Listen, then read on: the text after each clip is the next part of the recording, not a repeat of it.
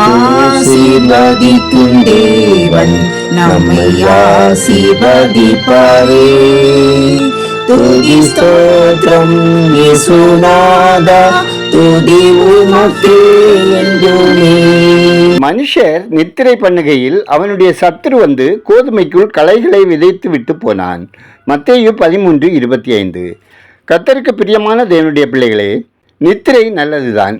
கர்த்தர் தமக்கு பிரியமானவருக்கு நித்திரை அளிக்கிறார் என்பதும் உண்மைதான். ஆனால் அந்த நித்திரையில் சாத்தானுக்கு இடம் கொடுத்து களைகளை விதைக்க அவனை அனுமதித்து விடக்கூடாது. சத்துரு ஏமாற்றுவதற்கென எதிர்பார்த்து காத்திருக்கிற ஒரு சந்தர்ப்பம் மனிதனுடைய நித்திரை தான். அது அந்தகாரத்தின் நேரம், சத்துருக்கள் பலன் கொள்ளுகிற நேரம். தேவ பிள்ளைகள் நித்திரையாய் இருந்தாலும் அந்த நித்திரை விழிப்புள்ள ஒரு நித்திரையாய் இருக்க வேண்டும். ஆவியிலே விழிப்புள்ளவர்களாய் இருப்பது நமக்கு மிகவும் அவசியம். நான் நித்திரை பண்ணினேன், என் இருதயமோ விழித்திருந்தது என்று சூலமித்தியால் சொல்லுகிறாள். இருதயமும் ஆவியும் விழிப்புள்ளதாய் இருக்கும்போது சாத்தானால் களைகளை விதைக்க முடியாது. இரவிலே ஜெப சிந்தனையோடு ஆவியானவருடைய கரத்தில் நம் இருதயத்தை ஒப்பு கொடுத்து விட்டு தூங்கும்போது ஆவியானவர் விழிப்புள்ளவராய் இருப்பார். சத்ரு வெள்ளம் போல வந்தாலும் கர்த்தருடைய ஆவியானவர் சத்ருவுக்கு விரோதமாய் கொடியேற்றுவார். நாம் நித்திரை செய்தாலும் அதனுள்ளும் ஒரு விழிப்பு நமக்கு அவசியம்.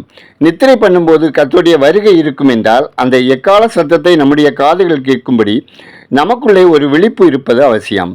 நாம் விசுவாசிகளான போது இப்படி சமீபமாய் இருப்பதை பார்க்கிலும் இப்பொழுது அது நமக்கு அதிக சமீபமாய் இருக்கிறது.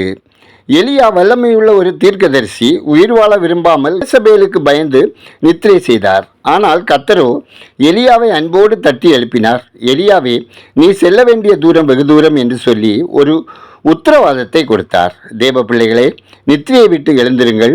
அப்பொழுது கர்த்தர் உங்களை பிரகாசிக்க செய்வார். சோதனைக்கு உட்படாதபடிக்கு எழுந்திருந்து ஜெபம் பண்ணுங்கள். ஜெபம் செய்வோம். எங்களை சுற்றி வேலி அடைத்து காக்கும் எங்கள் நல்ல கர்த்தாவே, நாங்கள் தேவையில்லாத காரியங்களை செய்து நீர் எங்களை சுற்றி வைத்திருக்கும் வேலியையும் அடைப்பையும் பிடுங்கி விடாதபடிக்கு எங்களை காத்துக்கொள்ள உதவி செய்யும்.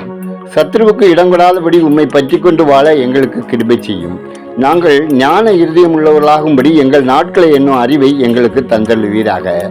நாங்கள் எந்தவித லௌகீக கவலைகளினாலும் வெறியினாலும் பாரமடையாதபடிக்கு எங்களை காத்து எங்களை ஆயத்தப்படுத்த கிருபை செய்யும். அப்பா, நீங்க எங்களுக்காக வைத்திருக்கும் நன்மைகளை பெற்றுக்கொள்ள எங்களை தகுதி உள்ளவர்களாக உருவாக்க வேண்டும் என ஜெபிக்கிறோம்.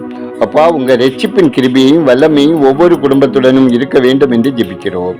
ஒவ்வொரு குடும்பத்தின் உறுப்பினரையும் அவர்கள் பிரயாசங்கள், முயற்சிகளையும், வேலை, தொழில், வியாபாரம், விவசாயத்தையும் ஆசீர்வதிக்க வேண்டும் என்று வேண்டிக் கொள்கிறோம்.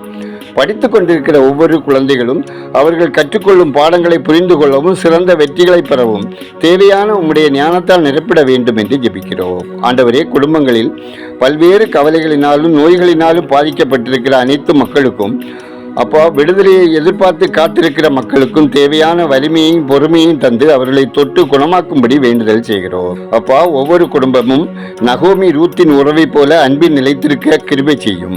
வீணான சண்டை சச்சரவுகளுக்கு இடம் கொடுக்காமல் மற்றவர்களுக்கு முன்பாக சாட்சியுள்ள குடும்பங்களாக விளங்க கிருபை செய்தள்ளோம். குடும்பங்களில் அன்பையும் இரக்கத்தையும் ஊற்றுவீராக. எல்லா பிரச்சனைகளையும் மாற்றி சமாதானமான வாழ்க்கை வாழ கிருபை செய்வீராக. ஆண்டவரே, திருமணத்துக்கு காத்திருக்கும் பிள்ளைகளுக்கு தேவன் தயவுள்ள சித்தத்தின்படியே தேவ பயமுள்ள ஆவிக்குரிய துணையை காண்பிக்கவும் குடும்பங்களில் இருக்கும் பொருளாதார தேவைகள் சந்திக்கப்படவும் ஜெபிக்கிறோம். அப்பா, பல மாதங்களாக நிரந்தரமான வேலைக்காக முயற்சித்துக் கொண்டிருக்கும் பிள்ளைகளுக்கு கர்த்தர் அற்புதங்களை செய்து சிறந்த வேலையை தந்தள்ளவும், பல்வேறு சூழ்நிலைகளினால் வேலை வாய்ப்பை இழந்தவர்கள் மீண்டும் நல்ல வேலை வாய்ப்புகளை பெற்று அனுபவிக்கவும் தேவன் இரக்கம் செய்திட வேண்டும் என ஜெபிக்கிறோம். பிரசவத்துக்கு காத்திருக்கும் கர்ப்பஸ்திரிகளை கர்த்தர் பலப்படுத்தவும், பிரசவ வேளையிலும் அவர்களுக்கு சகாயராக இருந்து தாயையும் சேயையும் சுகபத்திரமாய் காத்தள்ளவும் ஜெபிக்கிறோம். கர்த்தாவே, குழந்தை பாக்கியத்துக்காக காத்திருக்கும் தம்பதியருக்கு கர்த்தர் வாக்கு பண்ணினபடியே குழந்தை செல்வத்தை அழிச்சியே ஜெபிக்கிறோம்.